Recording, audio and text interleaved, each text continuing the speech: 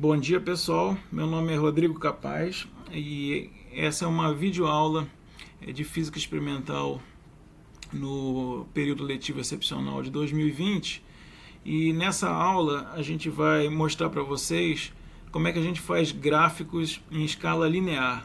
Tá? Eu digo escala linear porque há outros tipos de escala que a gente pode usar para fazer gráficos, né? Escalas logarítmicas, por exemplo, mas essas a gente vai ver mais para frente. Tá? Na aula de hoje a gente vai olhar os casos mais simples de gráficos, que são aqueles em escala linear.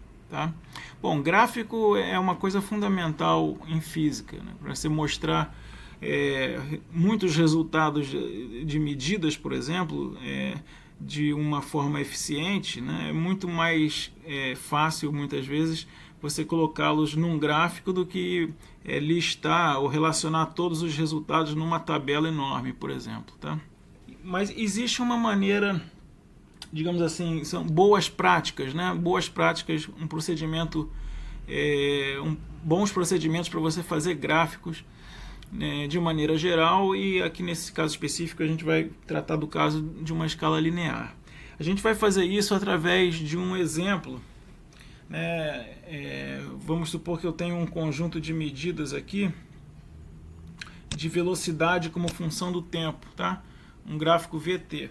Então eu tenho para alguns poucos valores de tempo em segundos os valores da velocidade, e eu também tenho a incerteza na velocidade aqui, tudo em metro por segundo, que é uma coisa importante também para a gente incluir no nosso gráfico, a incerteza. A gente já vai ver como fazer isso.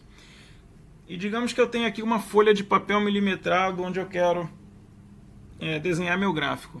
Tá? É muito comum hoje em dia a gente fazer gráficos no computador, né, ou num aplicativo qualquer, sem precisar fazer na folha de papel milimetrado. Mas acho que é legal a gente mostrar como faz um bom gráfico no papel milimetrado, porque as mesmas ideias você vai poder usar depois para fazer no computador, beleza? Então vamos ver como é que a gente faz, como é que a gente bota esses resultados aqui nesse gráfico. Bom, então, como eu falei, tem um procedimento meio padrão para você fazer o gráfico, que envolve várias etapas. A primeira delas é escolher se você quer fazer um gráfico na orientação de retrato ou paisagem, né? Retrato é essa orientação aqui, e como se for, coloquialmente a gente diria que ele está em pé, né, o gráfico, e paisagem seria deitada a folha, né? Quer dizer, girada de 90 graus. Não tem uma regra rígida para você escolher se você vai usar esse formato de retrato ou paisagem. Tá? Eu normalmente a minha tendência é usar esse formato de retrato, porque muitas vezes quando eu uso o formato de retrato, né, eu amplifico as variações, a escala na direção vertical.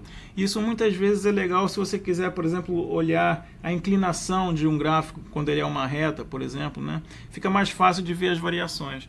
Mas, como eu falei, não tem uma regra específica. Muitas vezes, quando você vai escolher a escala do seu gráfico, e eu vou falar isso daqui a pouco, acaba sendo melhor girar ele e usar o formato de paisagem, tá? Então, isso aí você vai ter que escolher dependendo dos seus dados. Mas vamos fazer esse gráfico aqui nesse formato nessa orientação retrato. A próxima coisa que eu tenho que fazer é escolher um título para o meu gráfico, né? Para que as pessoas que já olhem para o gráfico e saibam claramente o que ele significa, qual é a quantidade que eu tô medindo ali, né? E qual é a quantidade que eu quero mostrar para quem está lendo o gráfico, né? Então, nesse meu caso específico, nesse meu exemplo, vai ser velocidade como função do tempo, né? Ou se você quiser, velocidade versus tempo, né? Então, esse vai ser o título do meu gráfico. Ok. Próxima etapa é eu desenhar os eixos cartesianos com as grandezas e as unidades que eu estou graficando. Então, nesse meu exemplo, eu tenho o eixo horizontal vai ser o tempo e as unidades segundo, e o eixo vertical é a velocidade em metros por segundo.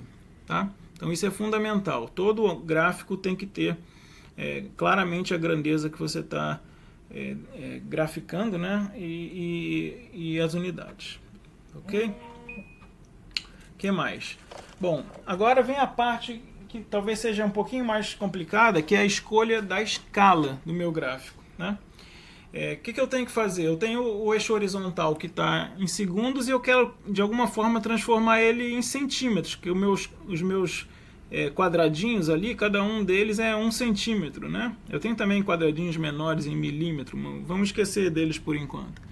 Tá? E da mesma forma o eixo vertical, eu tenho uma grandeza que é em metros por segundo e que de alguma forma eu quero transformar, colocar num gráfico usando esses quadradinhos que estão em centímetros. Como é que eu defino a minha escala? Bom, se você poderia pensar inicialmente, né, em, sei lá, pegar um quadradinho para cada segundo no eixo horizontal, por exemplo. Então eu colocaria aqui 1 segundo, 2, 3, 4. Tá?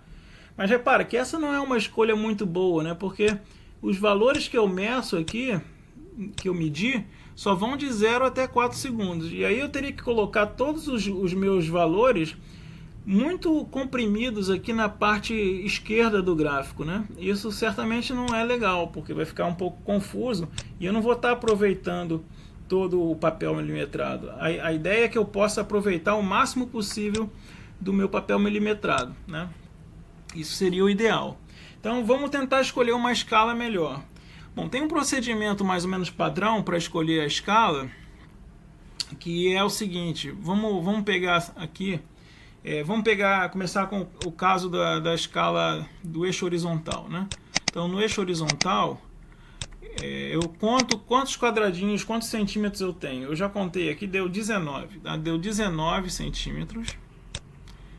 E eu quero pegar esses 19 centímetros e jogar ali um intervalo de 4 segundos, que é a minha variação total no tempo, tá? Eu vou de 0 segundo até 4 segundos, então eu tenho isso aqui. Se eu faço essa divisão, dá 4,75 centímetros para cada segundo. Bom, mas esse não é um número legal, né? O ideal é eu pegar um número inteiro, né? E a ideia, o procedimento é pegar o número inteiro mais próximo a esse, abaixo desse, né? No caso 4, tá? Então, eu vou jogar fora aqui esse 75, pego o primeiro significativo dessa divisão e a minha escala então fica 4 centímetros para cada segundo, tá? Tem uma outra sugestão, que é a gente escolher sempre o inteiro abaixo mais próximo, que seja 1, 2, 4 ou 5, né? Se der 3, ou 7, ou 6, ou 8, algum número esquisito desse, é melhor não usar, porque vai ficar um pouco confuso para marcar seus resultados. Então, dá preferência a números inteiros 1, 2, 4 ou 5. Tipo, se você der 6, você diminui um pouco mais e pega o 5, tá? A ideia é essa. Bom, no meu caso deu 4, então 4 é legal. Então vou marcar aqui cada 4 centímetros 1 segundo, tá? Então vou começar aqui do 0, segundo, 1 segundo, 1, 2, 3, 4, 2 segundos, 3 e 4, tá? Então beleza, eu estou usando praticamente toda a amplitude aí da minha escala horizontal. Vamos fazer o mesmo agora para a escala vertical. Na escala vertical, qual a variação que eu tenho? Os meus valores estão indo de 11 a 55, tá?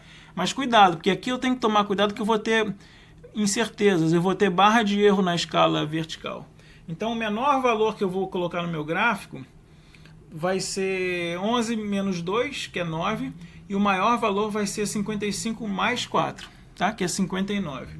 Então a minha escala vertical vai ser o número de quadradinhos lá de centímetros, eu já contei lá, tem 27 centímetros na escala vertical, dividido pela minha variação aqui, que é 59 menos 9, que é 50, né?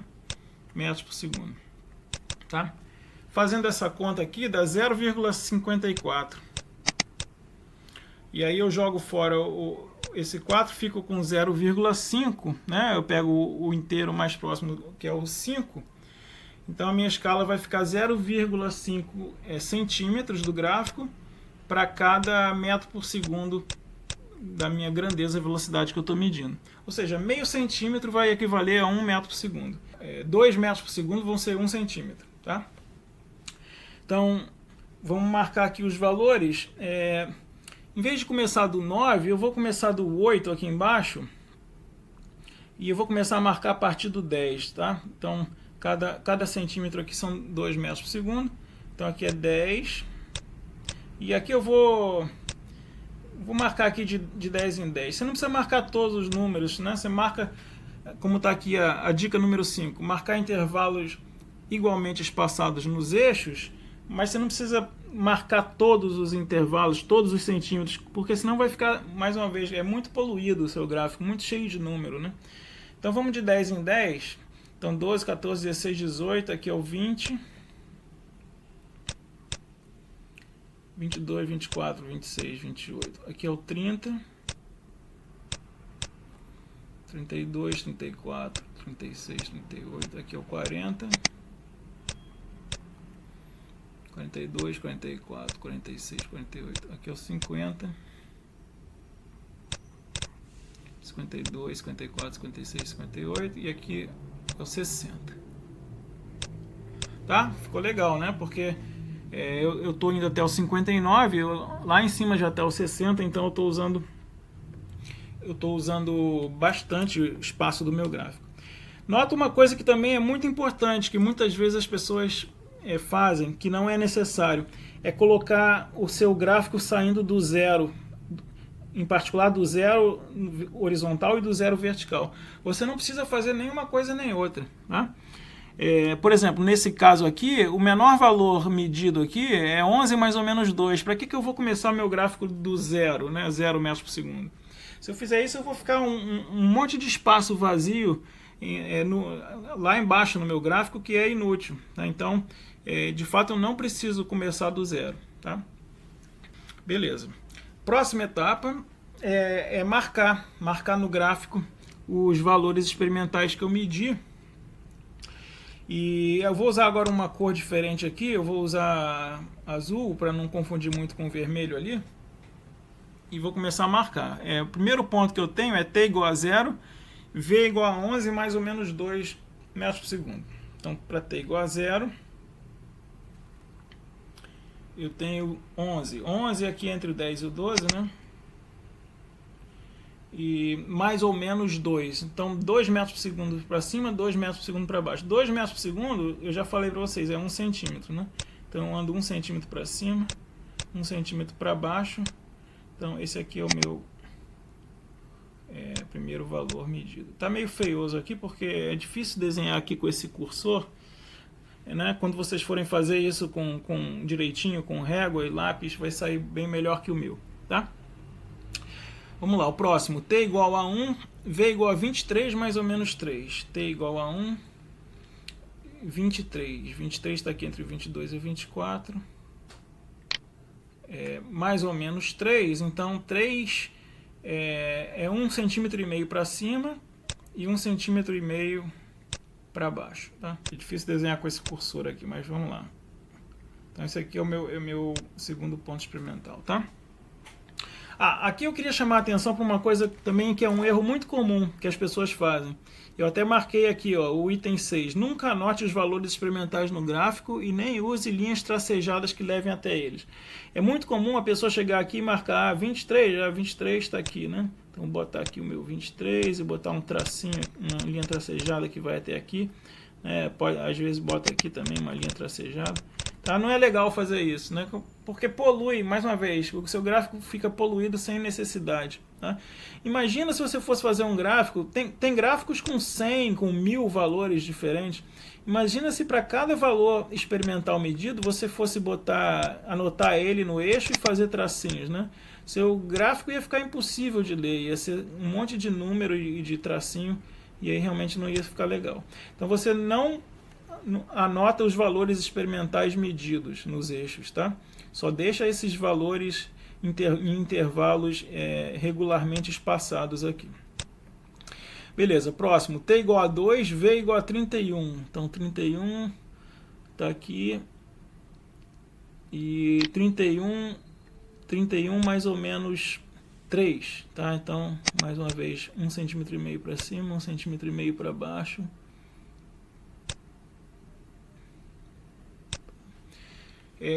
T igual a 3, V igual a 46 mais ou menos 4.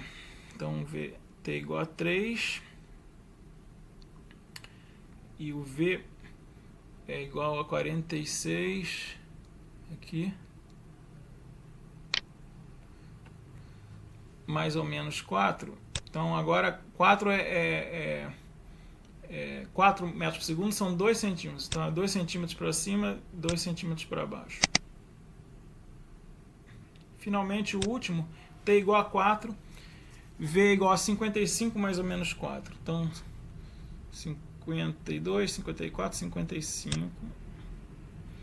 E também 2 centímetros para cima, 2 centímetros para baixo. Beleza?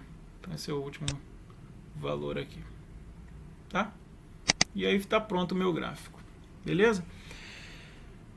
Então é isso. Então eu mostrei então com esse exemplo como é que você faz gráficos simples, né? Numa escala linear. E por hoje é isso, tá? Até a próxima aula.